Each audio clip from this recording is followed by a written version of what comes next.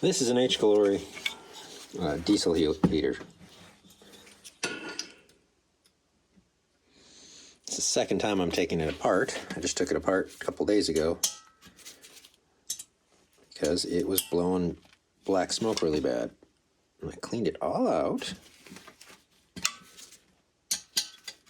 And 2 days later, it is, look at that, full again. And I don't know why it's full again. I mean, basics being it's getting too much fuel or not enough air. But this thing has been running factory defaults. And I just came across a video by a fella who talks about them being tuned really poorly from the factory and that you need to tune them, otherwise they clog up, which is fine. He said his clogged up after about 3 or 4 months, which makes sense for first instance, but why just in 2 days? Because this is Monday and it was Saturday I took this thing apart. Did it stop working? Like, it clogged up to the point where it shut down. It wasn't just smoking.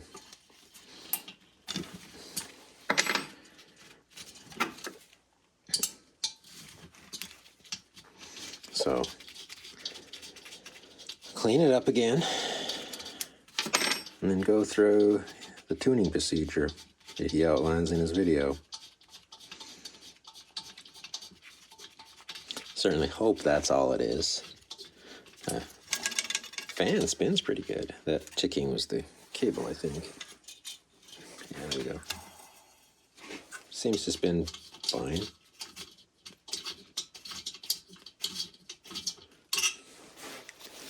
So, hopefully. Oh.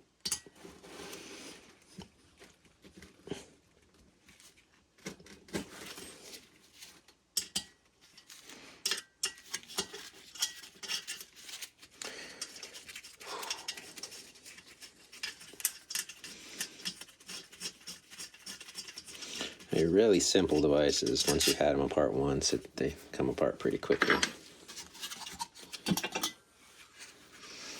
So there's the fan.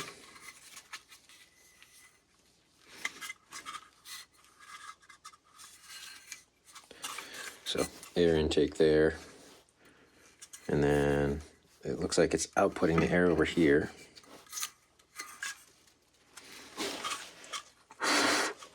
No obstructions there, I can blow on it just fine. See, it's been sucking a bit of its own exhaust.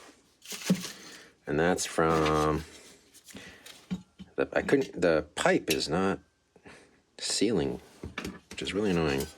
When I put it back on, it didn't seal tight enough.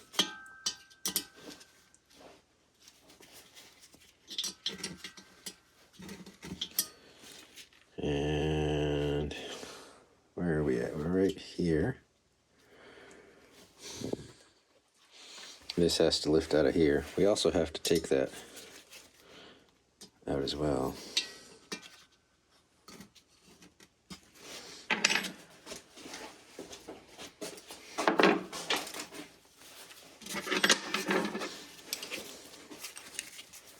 Now this is installed outside in my application.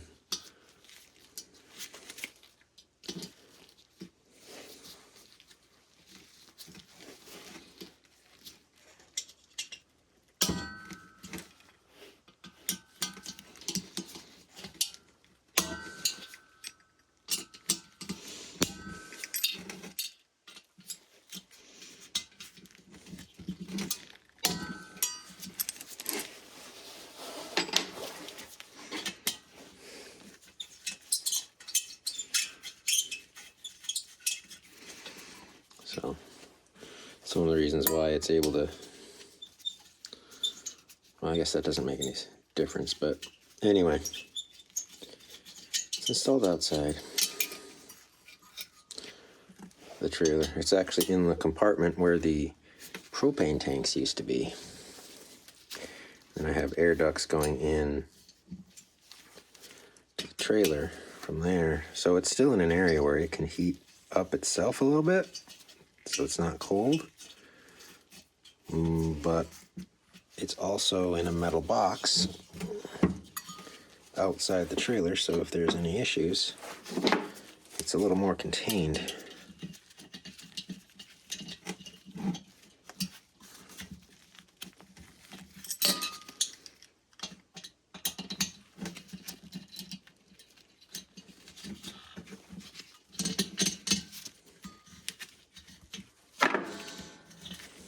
Sorry about that.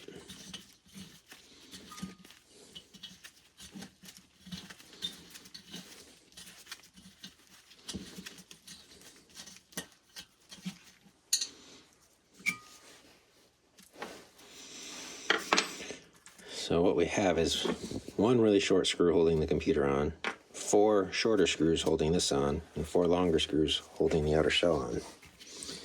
Got this gland over here we're just going to pull back. And get in here with a 10 millimeter. I think the 10, nope, it's 12 millimeter.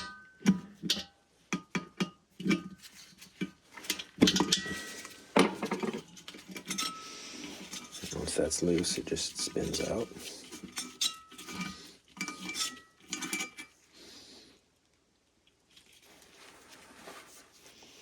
That's the glow plug. That's what heats up and burns the fuel off.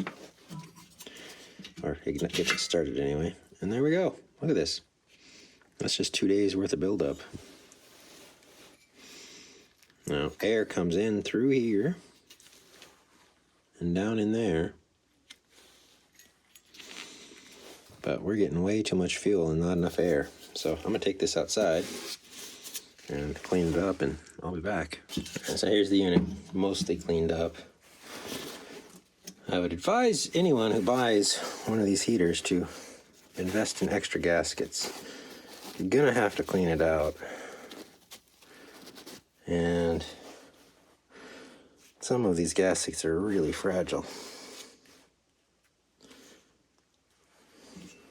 And I don't have a spare gasket right now, so I have to play this game.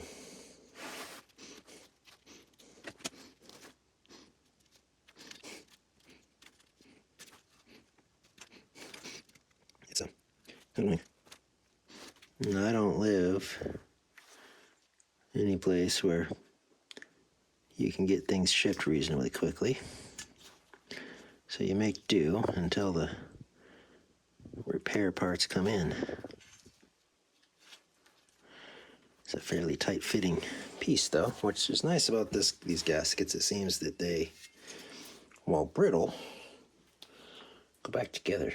Like to go back together. So, what did I do with that piece? Oh, there it is. Okay. So we're going to drop this in there.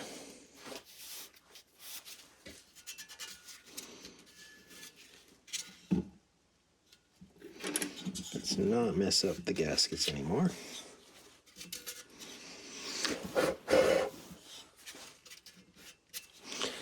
Carbon gets everywhere. And it's so fine and it stains everything.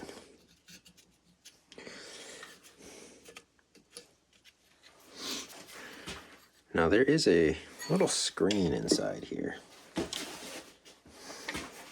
There's a little screen inside there that I have not looked at. It's not something that seems to want to come out easy, but I haven't really tried to get it out either.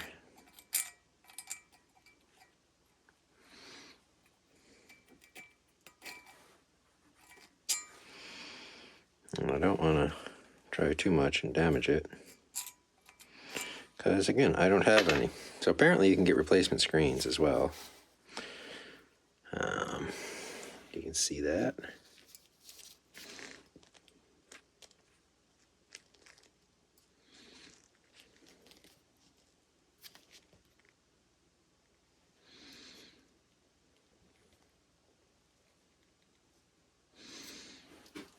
Now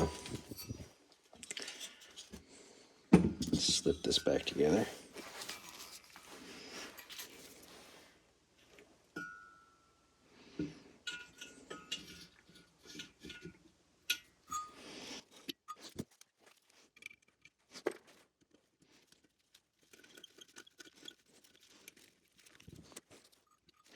That's actually belongs to my son. I did tell him to order a spare. I don't order gaskets.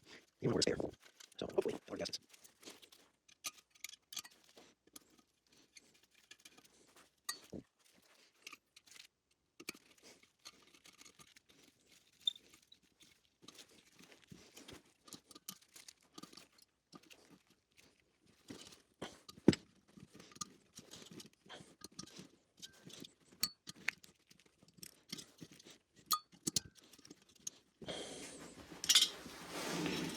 Okay. Okay, where are you? It's amazing how things can get lost right in front of your face. There you are.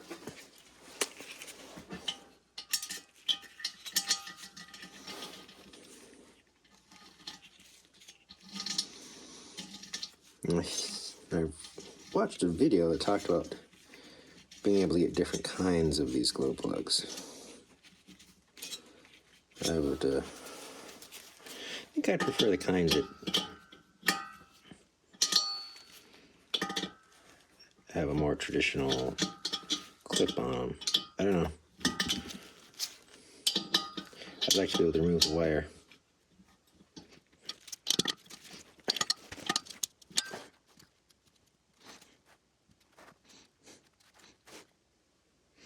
Don't like that, but that's what I got.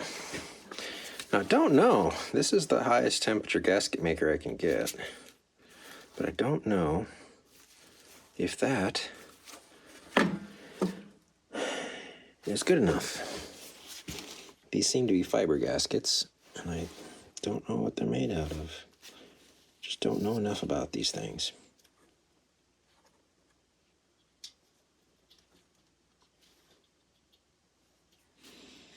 Although given that that's a silicone plug right there, I would imagine a silicone gasket maker.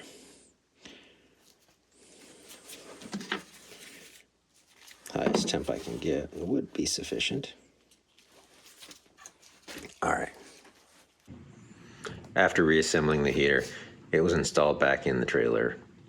It was tuned per the instructions I found on YouTube, and it lasted another few weeks. It was ultimately replaced with another H-Calory heater.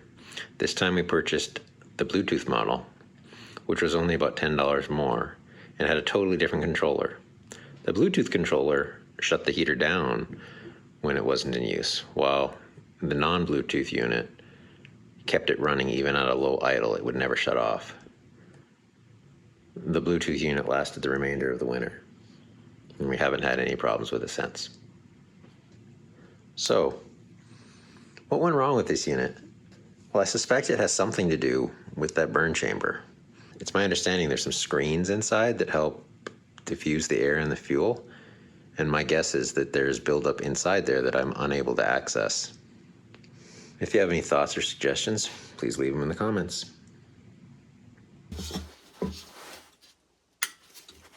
Don't want to break the plastic, so won't tighten that too tight. Brings the wires so they're not touching the body of the unit. And I think we're good. Now we'll go put it back in and see about that tuning.